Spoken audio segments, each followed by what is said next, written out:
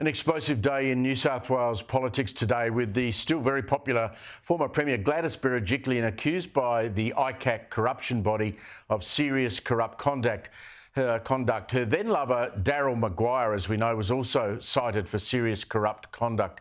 The ICAC has been widely criticised for the length of time this all took to investigate. The corruption investigation took years, and the investigation caused the former Premier, of course, to step down from her office, where she had personally handled the toughest time most Sydney-siders had ever known. We had 2 years of COVID, we had bushfires, we had lockdowns.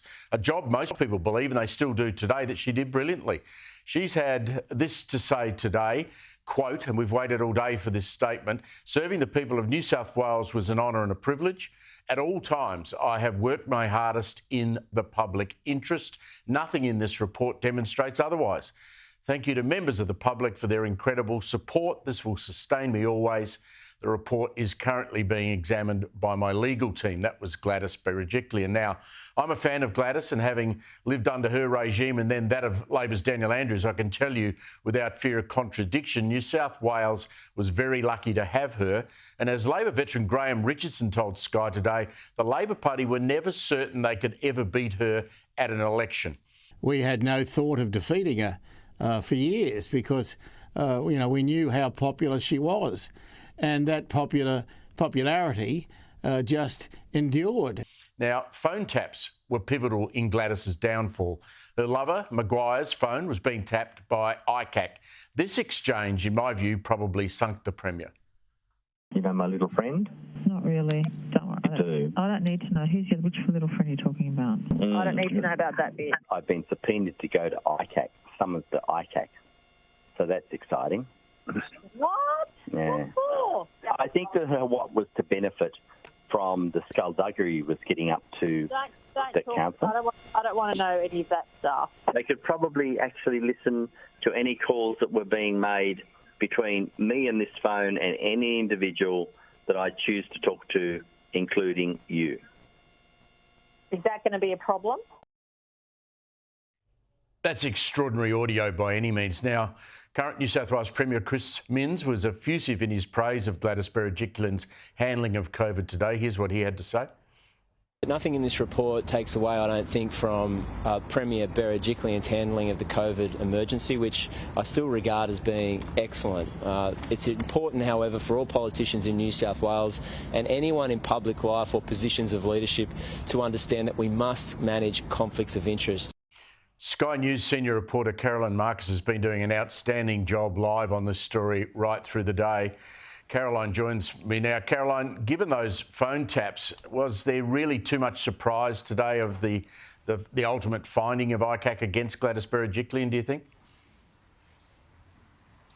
Well, look, they certainly sounded incriminating, didn't they, Steve? But yet the ICAC itself took a long 18 months between the time that we heard those phone taps and the end of the hearings to hand down these findings today. So clearly its decision wasn't made lightly. It's taken a long time to go through all the evidence and the submissions and come to this finding in the end, making findings of serious corruption in terms of both the former Premier Gladys Berejiklian and her former boyfriend Daryl Maguire. But we do have to remember this is not a criminal court, and it is very interesting that while they did make these findings of corruption against Ms Berejiklian, they did not recommend that the matter be referred to the Director of Public Prosecutions. I spoke with Barrister Margaret Cunneen a short while ago, and she made the point that this puts Ms Berejiklian in this awful halfway house. She's got these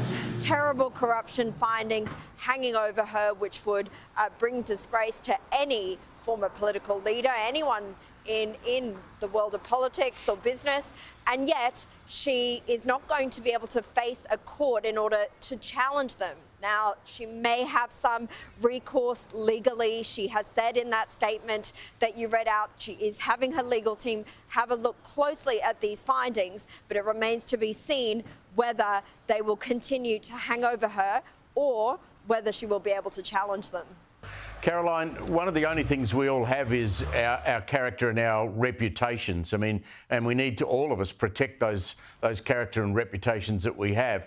Being called corrupt is something that no one's character can easily handle. How do you think that Gladys Berejiklian would be personally feeling today? We've seen the legal response that has been issued, but you know her well. I know her very well. I know her on a first-name basis. How do you think she'd be handling this?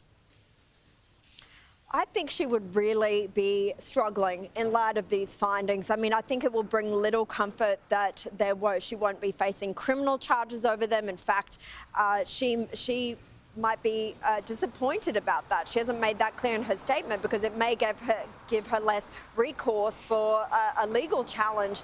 But I think she will, knowing that she prided herself on being a woman of integrity and being the state's first female premier, that she would really be taking it hard today. Caroline, a fantastic job on the road today. I know it's been tough out there in the cold, one of Sydney's coldest days of the year, but well done and thanks for helping us out tonight.